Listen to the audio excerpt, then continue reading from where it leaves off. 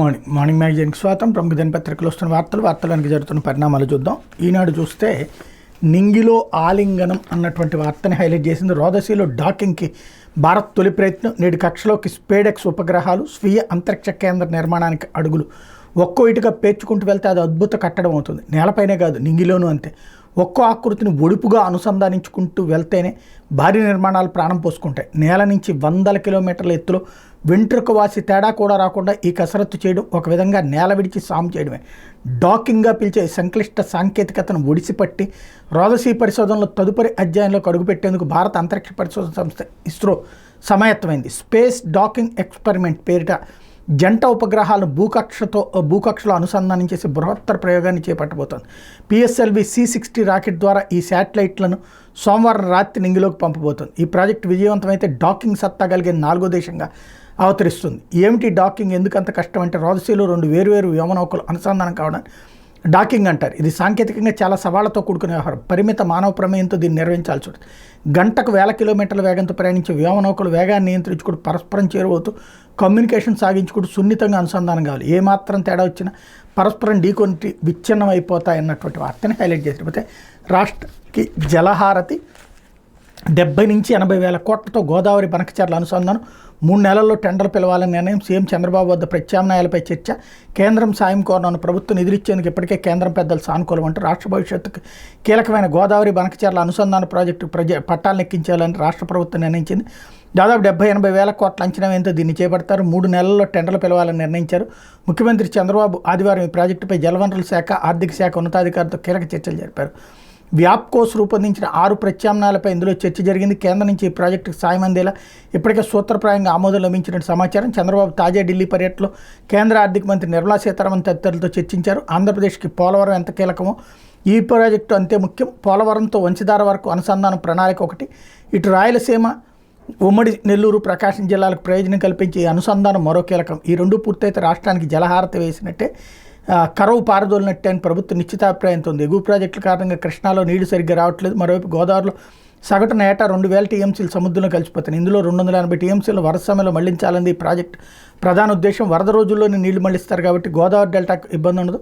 కృష్ణా డెల్టాకు ఎటు 80 టీఎంసీలు ఇస్తారు అన్నటువంటి వార్తని హైలైట్ చేశారు. అయితే లేకపోతే తెలుగు మాధ్యమ విద్యార్థులకు 5% రిజర్వేషన్ కల్పించాలి.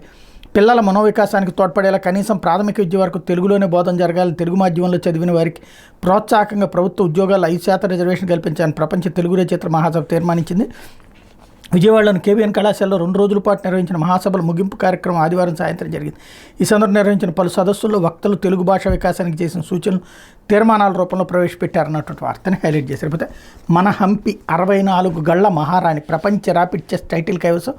ప్రపంచ చదరంగంలో భారత ఆధిపత్యం కొనసాగుతుంది. ఇటీవల గుకేష్ ప్రపంచ ఛాంపియన్గా అవతరించగా ఇప్పుడు మన తెలుగు అమ్మాయి కోనేరు హంపి రెండోసారి ప్రపంచ ర్యాపిడ్ చెస్ ఛాంపియన్షిప్ టైటిల్ సొంతం చేసుకుంది. ఈ ఘనత సాధించిన మొట్టమొదటి భారత ప్లేయర్గా ఆమె రికార్డు నెలకొల్పింది. దేశంలో మరే క్రీడాకారిని ఒక్కసారి కూడా ఈ ట్రోఫీని గెలవలేదు.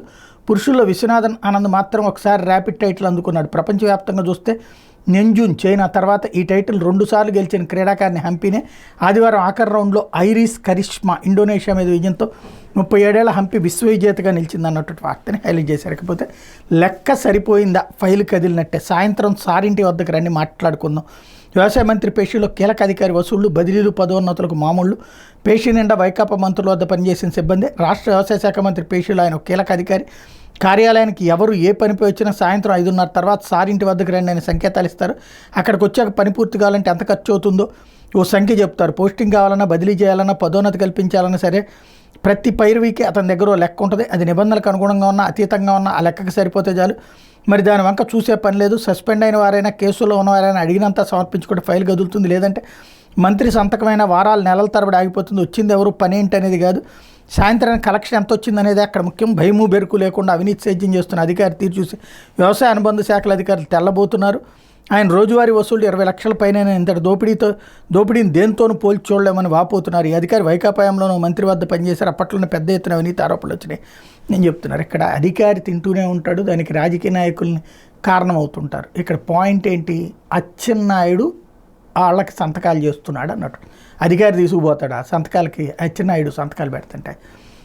ఇక్కడ మళ్ళీ దీంట్లో ఒకటే అవినీతి స్టోరీ రాశారు. రాసి దాంట్లో మళ్ళీ వైసీపీ హయాంలో అధికారి అని చెప్పడం తప్పించి ఇక్కడ ఈ వ్యవహారంలో అసలు మంత్రికి పాత్ర అన్నటువంటి దాన్ని పరోక్షంగా దాస్తూ అది మళ్ళీ వైసీపీ మీదకు దోసే ప్రయత్నం చేసుకొస్తున్నారు. లేకపోతే రన్వేపై మృత్యుఘోష, మరో 5 నిమిషాల్లో క్షేమంగా దిగుతామనుకున్న వారి ప్రాణాలు రెప్పపాట్లు అనంతవాయుల్లో కలిసిపోయి దిగేందుకు సిద్ధమై లగేజీ సర్దుకుంటున్న వారిని మృత్యు కబలించింది. దక్షిణ కొరియాలో ఆదివారం జరిగిన ఘోర విమాన ప్రమాదాలు 179 మంది దుర్మరణం పాలయ్యారు. అదృష్టవశాత్తు 2 బయటపడ్డారు. మరణించిన వారిలో 85 మంది మహిళలు ఉన్నారు. విమానం ముందు భాగంలో ల్యాండింగ్ గేర్ వైఫల్యంతో రన్వేపై జారుతూ వెళ్లిన విమానం రక్షణ గోడను ఢీకొని పేలిపోయింది. థాయిలాండ్ నుంచి 175 మంది ప్రయాణికులు, 6 సిబ్బందితో దక్షిణ కొరియాలోని సియోల్కి 290 కిలోమీటర్ల దూరం మయూన్ బెజు ఎయిర్కి చెందినటువంటి విమానం బయలుదేరింది. ఉదయం 9:03 గంటల సమయంలో మయూన్లు దిగుతుండగా ల్యాండింగ్ గేట్ తెరుచుకోకపోవడంతో ఈ పరిణామం చోటు చేసుకుంది అన్నటువంటి వార్తని హైలైట్ చేశారు. లేకపోతే యూనివర్సల్ బయోఫ్యూయల్స్ నుంచి ఘాటైన వాయువులు ప్రాథమికంగా తేల్చిన పీసీబీ అధికారులు.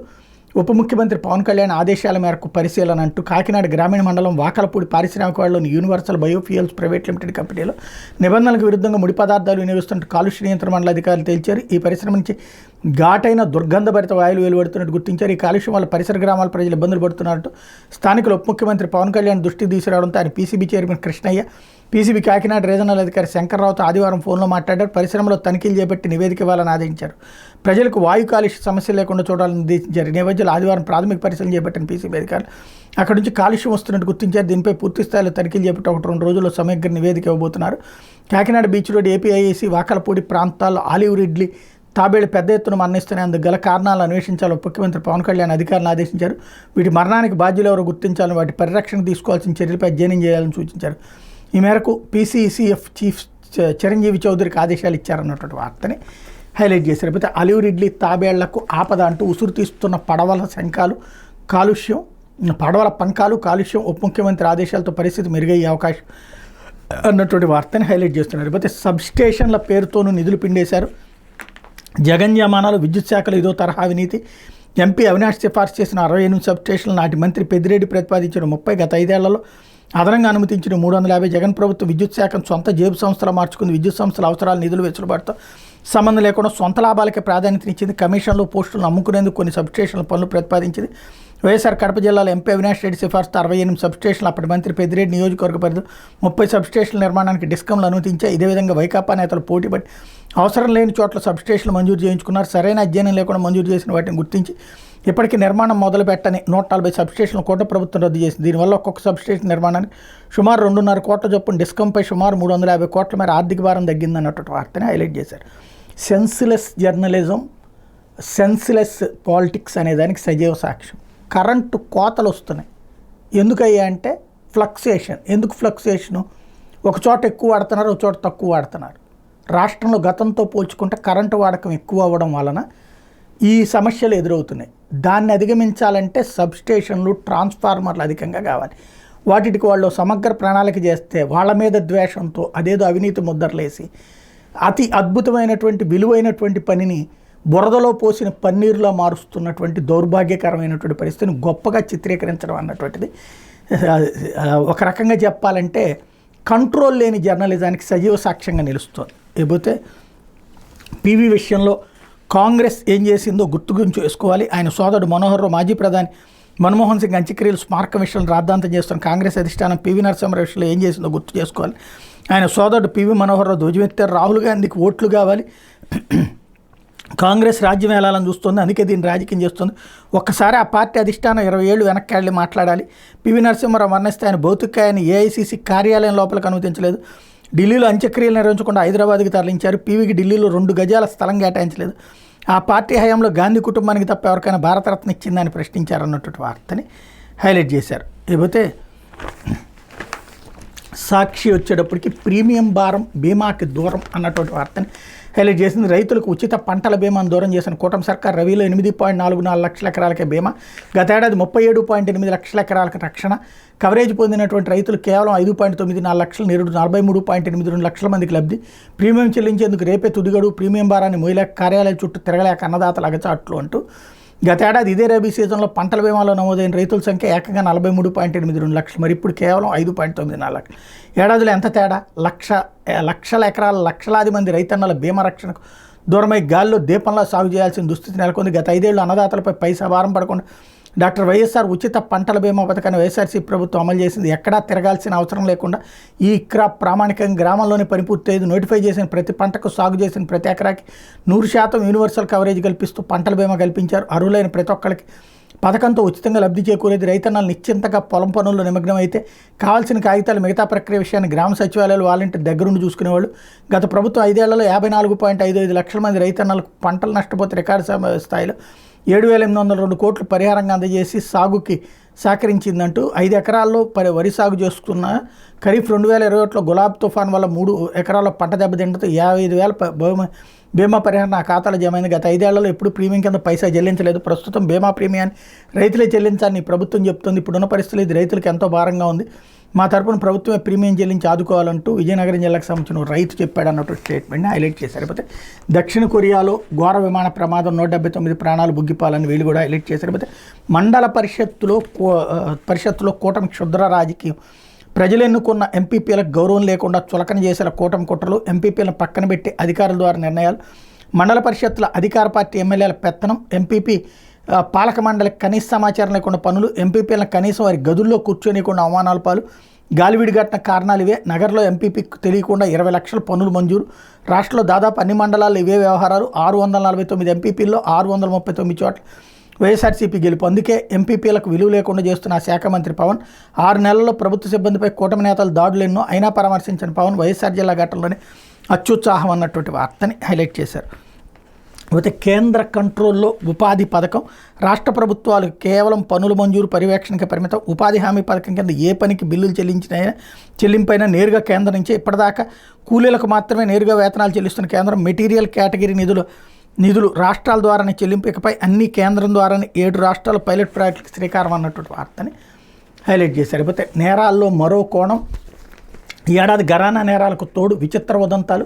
తెలుగు రాష్ట్రాల్లో ఆసక్తికరమైనటువంటి ఘటనలు, పోలీసులకు కొత్త తలనొప్పులు, చిల్లర దొంగతనాలు మొదలు కోట్లు కాజేసిన సైబర్ కేటుగాళ్ల ఉదంతాల వరకు 2 తెలుగు రాష్ట్రాలు ఏడాది కాలంలో 5 నేరాలు చోటు చేసుకునేందుకు సంబంధించి బోలెడు ఎఫ్ఐఆర్లు సైతం నమోదయ్యాయి. కానీ వాటిలో కొన్ని విచిత్రమైన కేసులు పోలీసులను ఆశ్చర్యపరిచేంతగా. ఆ విచిత్రమైన కేసులు ఏమిటంటే, గుంటూరులో జిల్లాలో ఓ తల్లి కూతురు వారి స్నేహితురాలు పాల్పడ్డ సైనైడ్ హత్యలు సంచలనం రేపాయి. ఏడాది సెప్టెంబర్లో నాగూర్బి అనే మహిళ అనుమానాస్పద మృతి కేసు దర్యాప్తుతో మొత్తం కుట్ర బయటపడింది. తెనాలికి చెందిన ముడియా రమణమ్మ, ఆమె కూతురు వెంకటేశ్వర వారి స్నేహితురాలు గుణగప్ప రజని ముందస్తు పన్నాగంతో నాగూర్బి అనే మహిళతో పరిచయం పెంచుకున్నారు. ఆమె బంగారం కాజేయాలని భావించారు. నాగూర్బిని నమ్మించి ఆటోలో నిర్మానుష్య ప్రదేశం తీసుకెళ్లారు. దారిలో ఆటో డ్రైవర్తో బ్రేజర్ కొనిపించారు. ఆ బ్రేజర్లో సైనైడ్ కలిపి నాగూర్బితో బలవంతంగా తాగించి హత్య చేశారు.